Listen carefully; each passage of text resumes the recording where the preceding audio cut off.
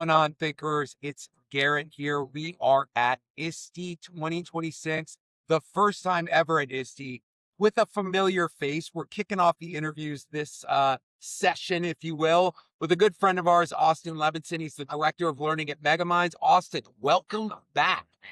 Great to see you. Great to be back. An honor to join you again. Yeah, coming out from Bogota, Colombia. We learned that last time we talked to you. Now in transition, but we talked a little bit prior to getting on camera. First of all, what brings you to ISTE? Why ISTE? So ISTE is a space that I think we're going to be talking about the real issues, the elephants, the white elephants in the room, tech backlash, struggle, adaptability, some of these skills that we speak about.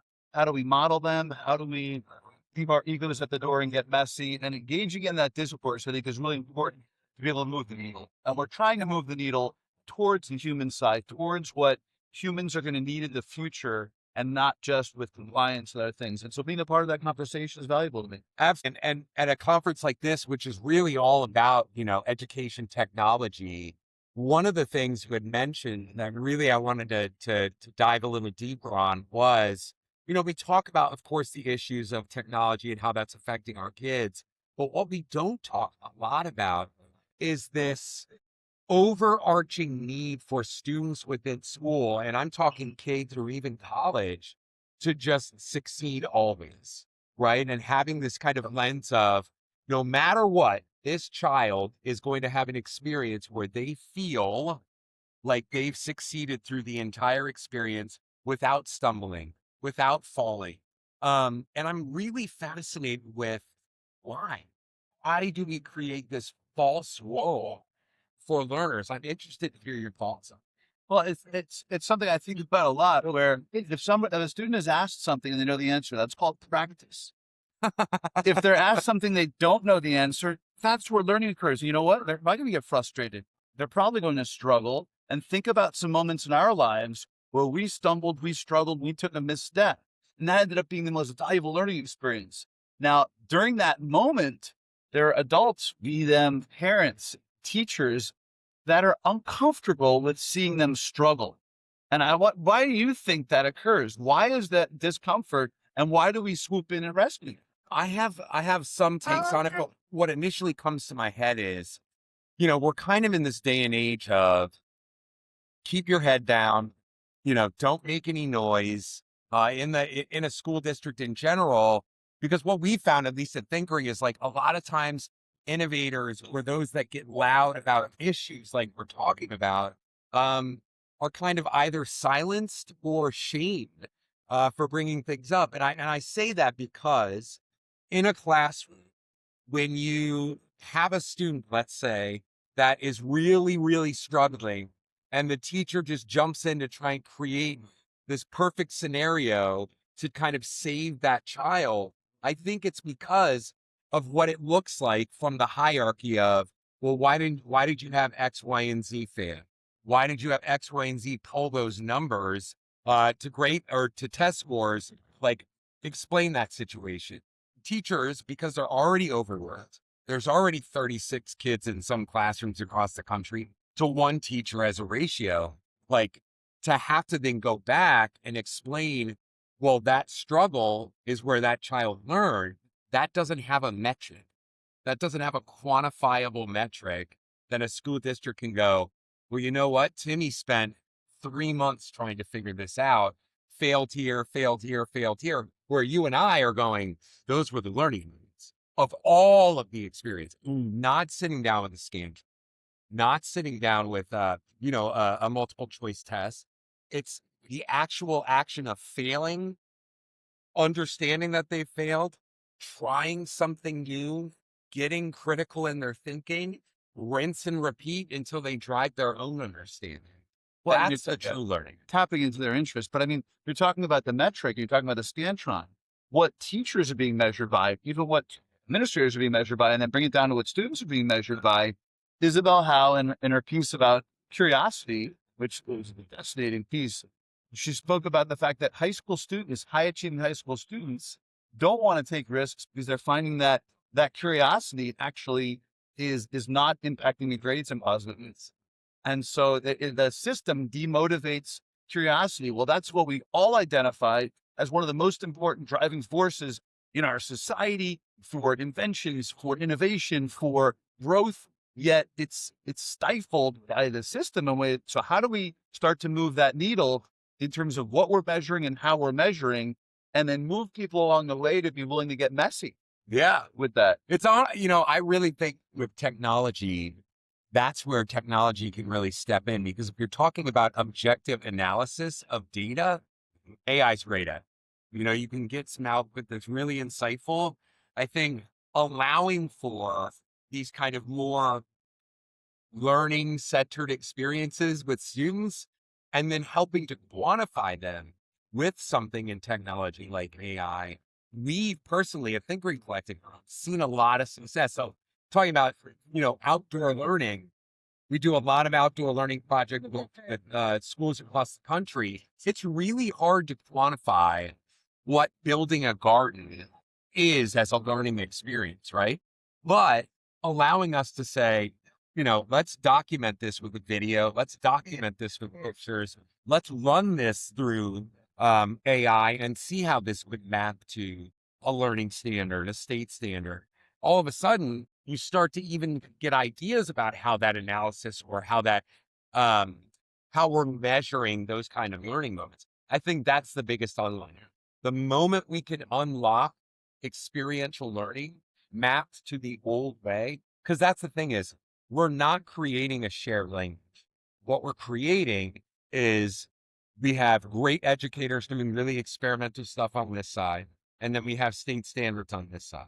And there's nothing going like this. I would totally agree with you on that, though. I think that there is some bridging going on, and I think that Kyle Wagner's work around student-centered learning, Where is the Classroom, if you're familiar with that book, I Great think book. that he has helped us to see there are some ways to map and cross curricular foci together, such that there is some work being done. It's a heavy lift. Yep. Is the problem, but I don't think that it's absent, and I think that even there's some other innovative schools that are starting to do that and are starting to find ways to do that. I think it is the path to the future. Yeah. Unfortunately, it's not one that goes with the current. And so swimming upstream is not something that many people are going to take the risk and take the chance, take the time to do, based upon bandwidth and other issues and what they're being measured by. And so there's a mix of things happening there. But I do think that the degree to which we can infuse, getting back to AI, into the work that we're doing, it will be in the workplace to try to, AI, It's already.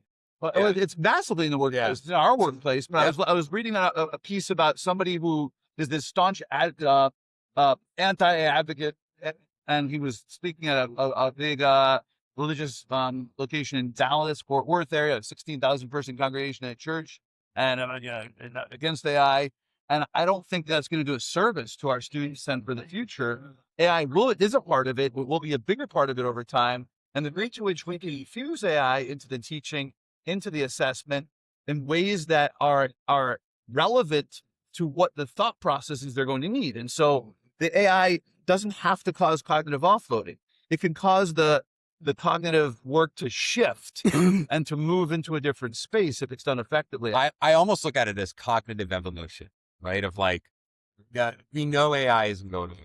We've heard it a million times. We've seen a million AI companies in the vendor hall. But because of that, what does that then open up cognitively as possibilities for the human race, right? Like, if we have the ability, like, first we had the internet. The internet was the access to every bit of information we've ever known. It's at all of our fingertips, but it left the user to search, right? Now we have AI where we have access to every aspect of the human, knowledge, and it will source it. What does that then take us to as a species because what I do know is, no matter what supercomputer, no matter what quantum computer out there, the number one best performing, never been beat computer is the human brain. And so with that, where are we going from here? Like, we answered a certain subset of problems. Then we created literally another being than AI. Like, where are we taking thinking now? I love the idea of this kind of movement, as we had talked about earlier, of thinking where do you think that goes? I can think about big, heady future conversations about like, maybe it's consciousness. Yeah. So Well, I think that some of it, I mean, Nick Podkolitsky's book, I hope I'm pronouncing his name right, but Thinking with AI was really a big catalyst for me in terms of considering that, okay, so now what we used to do in terms of summarizing something, in terms of trying to strategize ourselves, I can do some of those things. And so now we need to think about the veracity of that output. We need to evaluate that output per the audience. We need to consider the criteria and then use the evaluative decision-making process with those criteria and dance with the AI output in relation to that. That's a shift in thinking. That's and so right. The summarization is now being done by AI, but there's many salient after effects and thoughts that we need to still go through. And I think that, and it makes me think about the human species and the human brain.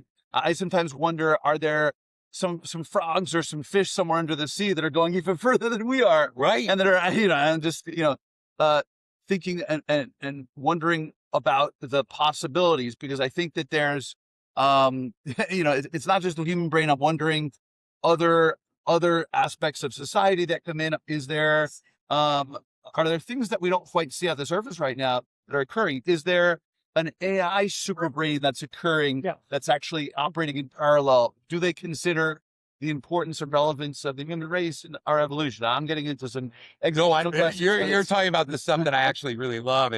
And honestly, there are, and I don't like to get into I do like to get into conspiracy theories, not on this show, but there is thought that there is, if you think about, if AI already is an order of magnitude smarter than the smartest human being, smart, right?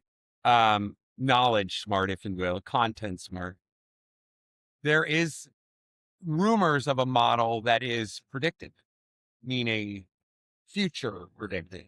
And when you talk about that, that starts to get a little weird, right? When you're able to, because it's already designed to predict, like literally that's how an LLM works, is to really think about, what are the next series of words or thoughts that you're going to have, try to get ahead of you and predict. There are really sophisticated models out there that are running like, will we win a war here? Extrapolate that to societal level. And there's fear, and there should be fear. Absolutely. There should be concern. And I think that, the AI, the speeches that are glued at graduations right now in many university settings, that there should be fear, but I think that the fear hopefully will motivate action. Yes. It will motivate movement of the needle, and motivate people to continue to develop their curiosity, to develop their proactive nature of trying to figure things out. That's the hope. I think that we as educational leaders can be a big part of that. How are we modeling what we don't know? Now, we need to leave our ego at the door, but how are we modeling? I'm not sure. A friend of mine who's the superintendent of a school asked me for help in trying to develop a culture of curiosity in his school. And he said, I don't really know how to do that. I said, well, the school year is about to start. Why don't you bring that out to the teachers in the plenary session? Why don't you bring that out to the students? Yep. And I want to promote this, and I really don't know how to do it. Oh my God, what a powerful modeling device, normalizing messy, unknown, humility. He did it to a degree, and he was pretty happy with the results, but it was something that I think is very surprising. I consider you're a leader in the education space. Why don't people in your position do that? Is it that you want to be viewed as having all the answers?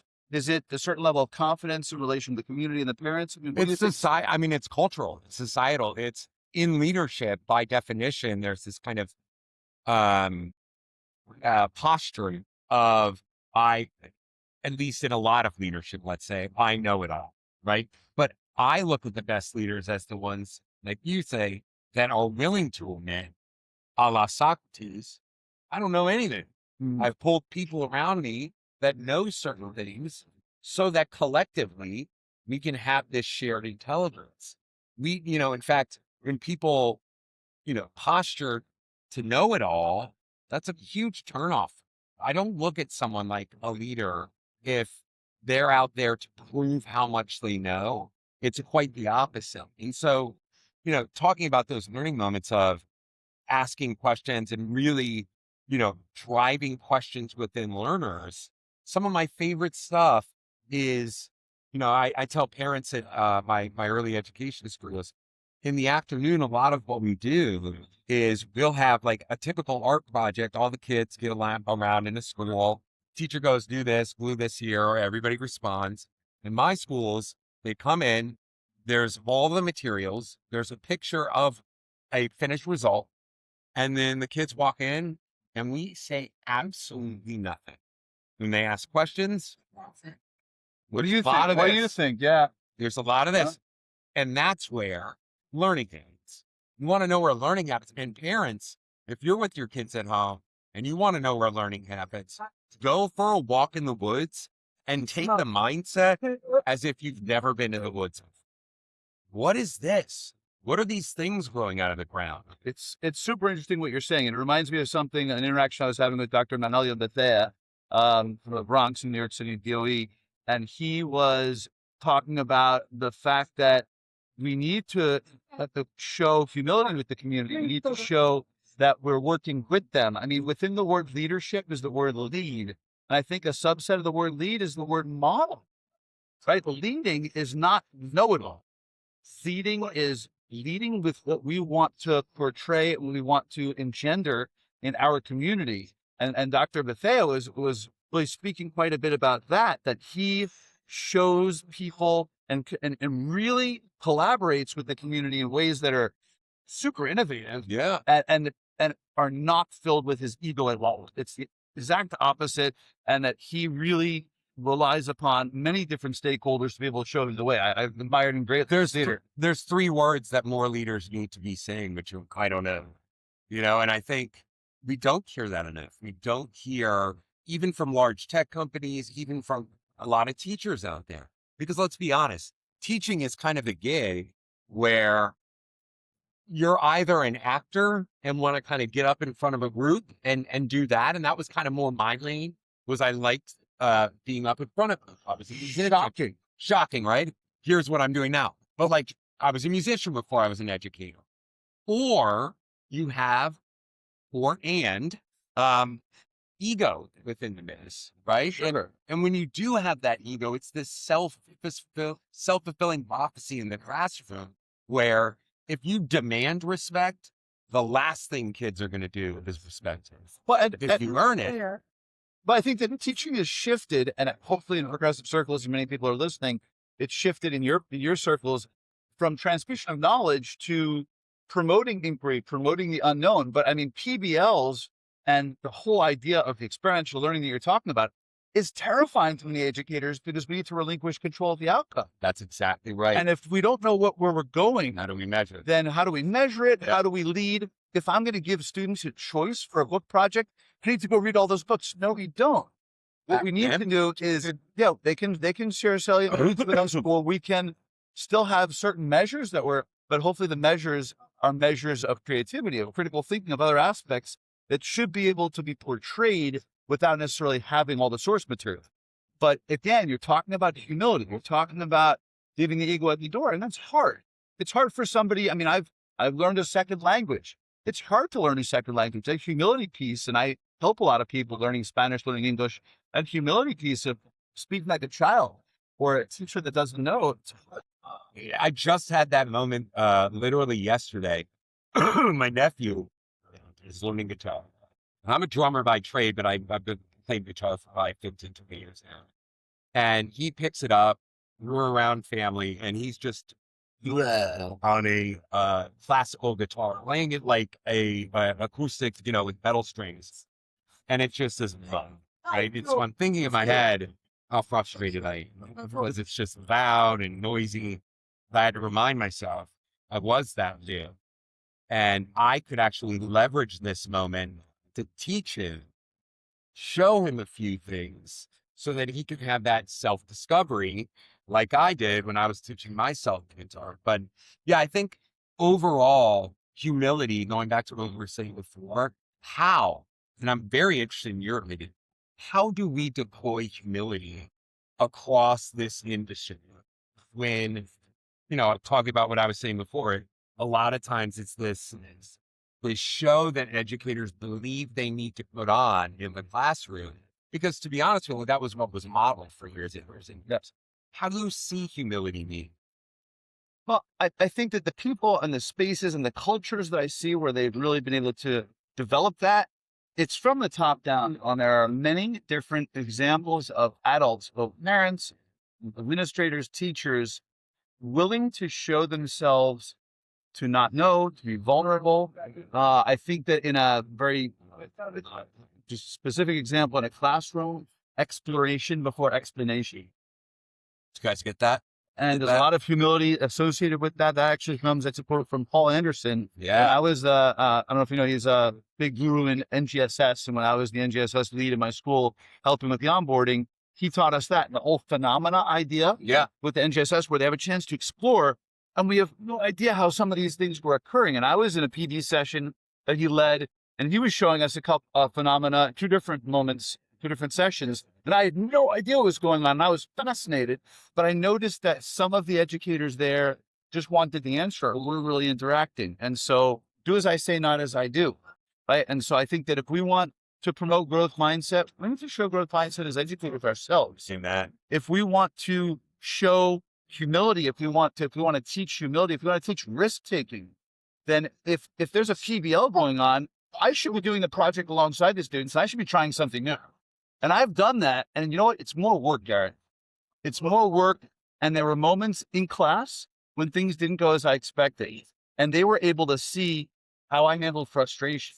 They were able to see how I handled needing to show flexible thinking, because the plan I had was no longer going to work. And I was doing that live, and I was okay with that. But I understand that not everyone is like us. Right. So we're able to do that on stage, if you will, in front of the students. But I will say that in those moments when I did that, I saw more risk-taking behavior and more students willing to try different products and different pathways in the process than ever before. And several of them even said to me, I've never seen a teacher actually show that they didn't know, and you were actually visibly frustrated, and you talked through, and this is again, getting back to your question, you talked through what was going on in your head and how you actually told us that you're going to take a few breaths to calm down. And you did that in front of us. And then you actually brainstormed some different paths and some people that you can ask for, and the resourcefulness piece. And they found that valuable. I was willing and open to do that because this was when I was teaching Gifted and Talented, and I was new to it. I was new to high school. I told them this is my first time teaching high school. This is my first time teaching the Gifted and Talented. Love it. And I'm not quite sure how this is going to go. Don't worry, I have some ideas. It's not how we're going to be, but so I was going to do that, but I don't know that everyone's like us in that sense. And so for people who aren't, how do we then, different readiness levels of willing to show humility? I throw this back to you. How do we play to different readiness levels? I think going back to what you said around modeling and really owning what you're asking learners to do, I think for us, storytelling. I think by following teachers that are doing these outside the box, what we look at as learning, at least what I look at as learning, it's really inside the box. Well, everything else is outside the box, but documenting those stories and really getting them out to the masses to show educators. Because the reality is we're a content-driven, content-eating society, whether it's books, whether it's video, whether it's whatever it may be. We need to put these stories out in ways that people consume that, i.e. educators, so that they can see the start to the end. When you're in professional development and you're like, hey, this is the way learning should be, and you guys should do this. Well, they don't see the full story. They don't see how when you were in class and you had this really vulnerable moment, that in that vulnerable moment, you just normalized you were going in the classroom, right? And then your kids feel far more comfortable To do that. being vulnerable. I think that we have to take a look at non-examples as well as examples Mm. without obviously calling out names. But Right. there's an example that non-example, a friend of my, or a classmate of my son's in 7th grade said she was really pissed off at her parents when they were on a recent trip to Portugal and they took away her cell phone. And she missed the debut of her favorite influencer's new video. Oh. But let's unpack that for a second. Sure. She's in a new culture. She doesn't speak the language. She doesn't know about the architecture, the food, the local festivals that are happening there, the music, the art. Yet her focus is that. So what is that a non-example of? And what can we learn through that? That's some accidental parenting going on. Oh, But I mean, 100%. what can we learn through that? I mean, unpack that for a second. Yeah. I mean, really, I think there's also I keep kind of thinking as we're talking, and this is to that point of, even educators narrating their experiences to their learners in real time. That's one of the things that you were saying too, is like, I admitting that I didn't know what I was doing. I admitted, like, I think I think kids nowadays, and I can't believe I just said that, but they're missing a lot of those social experiences we as children had innately in the staying out till 8 o'clock at night. Mrs. Matthews up the road made sure that we were all good. Kids are missing that experience in general, which requires then us to talk and walk them through it a little slow. And not saying slower in the sense of less intelligent or anything. Really, that the brain is adaptive. We know our kids' brains work like this. We know their ability to type with their thumbs is unbelievable. But their ability to understand the nuance of what we're speaking to, I think there is this piece of, like, really talking. I know, I just think about my son and how much I have to really explain the full picture before really ending on the end point and really driving that learning lesson home. I don't think kids are naturally, and really I won't say kids, learners. I don't think learners in general are naturally coming to these things like we are. Well, We did. And I think that, we can learn lessons from music. Benson Boone sings, slow it down, take a moment now. Mm-hmm. And what can we learn from that? Slow observation. Think about the slow food movement in Italy. Slow observation. You're familiar with See, Think, Wonder? Yeah. Project Zero. And See, Think, Wonder, the C is the part. Because when I've done See, Think, Wonder in classrooms, especially the first time I do it, I see this. Well, no, hold on. Give me more. Go deeper. Slow. We're going to take more time. And so you might as well take some time with it. And when they spend some time, and the work I did in macro photography and storytelling and looking Loved at it. textures and slowing down and looking at details, that's something that can benefit everybody right now. And so, yes, certainly when we explain things, but if we can foster experiences where we slow things down, isn't that where we can dig into deeper learning? Yeah. Is it wider, the whole mile wide, inch deep? Or if we want to get to deeper learning, then there's certain moments we need to slow down, let them go deeper, let them struggle, let them explore. And the slow observation piece, there's such a benefit to everybody in our learning community by having slow and careful observation. Yeah. And I mean, you work with preschoolers. What do you see and how can we extrapolate some of that into all learners, including adults? Yeah. I mean, really, it's a great question. We focus on, now mind you, early education is really important. It gets skipped over so much, but it's really where permanent learning is going. 0 to 7, million brain connections per second. These are all just boom, boom, boom, boom, boom, permanent. And so it's really, I take it very seriously, but how we start that is very simple. And what I mean by start that is, what we're really talking about is a mindfulness. It's a sense of, where am I at in my space? I have control beyond just my thoughts of my body in my space. And you start that with simple things like, a mindful moment in the classroom where we literally sit down with the kids, say, let's walk through a mindful moment here. Typically that's, for me, I started with like a Ranish, where I have the kids really center down. They're listening to my voice. We're talking about their body and how the weight that it feels on the floor. We're getting in our seat. We're strapping down. But that allows kids to, like you said, everybody's initial thought is to like jump on it, right? Really, it allows kids to slow down because they're kind of forced to be in that moment. And if we can start that and scaffold it up from such an early age, then go to say, hey, let's take some time there. Kids know what that means. I don't even think, to go back to what you're saying, I don't even think kids know what that means. And Well, if they slow have, down. if they have all the answers there, and so I think it's going up, but also going out. And so, I mean, taking a moment to having a question that we have, oh, let me go look it up. You know what? Let's not look at it. Let's play that game. Let's Yeah. be with not knowing that. Somebody asked me on an airplane recently, what's the population of Poland? And the point wasn't to see if I knew it. It was to see how I would respond. And I gave an answer and I wanted to know if I was right. Yeah. And he was talking to me about other things. He was talking to me about, well, depends upon when and what borders. And all I wanted, I was starting to suffer. I wanted to know if I was right. And I started to be aware of myself. And I said, you know what? What if we sit with that not knowing? What value does that have? I think there's great value because there's the idea that there's multiple correct answers. There's the idea that divergent thinking is that we're not looking for a single correct answer or opening up to many possible answers. I think love that. Are you familiar with the idea for this from Talents Unlimited of brainstorming? Great tenets of brainstorming are coming up with many varied and unusual responses.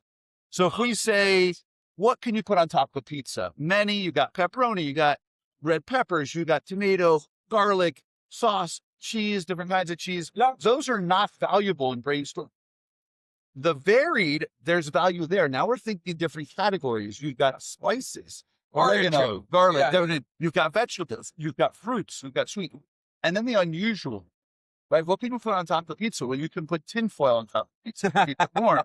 You can put those little tables to keep the pizza from sticking to the. That's exactly right. Now we're getting into unusual. That's where 3M invented the Post-it. I was just that to innovation. Yeah, and it's exactly connected to innovation. The Scamper method of innovation, if you're familiar, where you're looking at some different nuances within a certain product.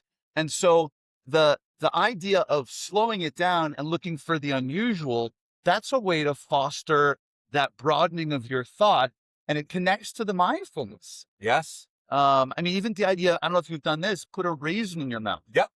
And just sit with it. And I invite anybody to do this if you haven't done it. Take a morsel of food, put it in your mouth and don't chew it. And take a minute with it and be mindful with it. Be mindful of your chewing. Be mindful of where the food came from. There's a great deal of value in that, but I think that there's a lot of connectivity between the humility and a vulnerability and risk-taking and how to infuse AI and the idea of slowing it down and careful observation. As we look at the crossover between many of these ideas, we see that the path forward and innovation is not one that's linear. It's one that is textured with and peppered with these ideas and the interaction between us humans of how we can take those ideas together and think about what's going to be best for these humans who are working. Oh, gosh. You know what? I would talk with Austin all day, and we will. We'll finish this conversation. But unfortunately, we do have to wrap up. I think one of the things, if you take anything from this conversation today, at least this is what I'm going to take, is the next time we try to, where is this, or who is this, or what is this? I'm going to make it a point to not pull out my phone, to not seek that answer, and to go through the process of what I think with both you and I is thinking and actually really what would happen if, what's that weird animal? If we just didn't know and started there. It's amazing, not only the process of that, where so much learning is happening, but what if that end result drives a new understanding of the question?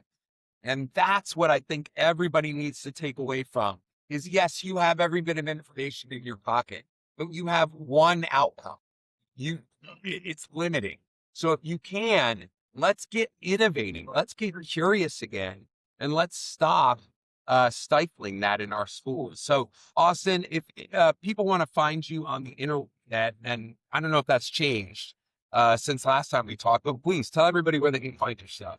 Well, you can use your brainwaves and try to figure out where I am. That's the best way. If that doesn't work, LinkedIn. I love bantering with people on LinkedIn and interacting with people on LinkedIn. You could also go to gomegaminds.com. You can find me through the work that I'm doing there as director of learning and CTE and other spaces. Austin's a really, really good guy to get to know, really deep thinker. Love the work you're doing, Austin. Keep reading the books you're reading. Keep pushing this movement forward. And as a partner and thinker, we really appreciate you here, man. Pleasure. Absolutely. Pleasure's all mine, Eric. All righty. Well, we'll see Austin next time at whatever next conference we're going to be at together. We'll see you guys soon. Thanks.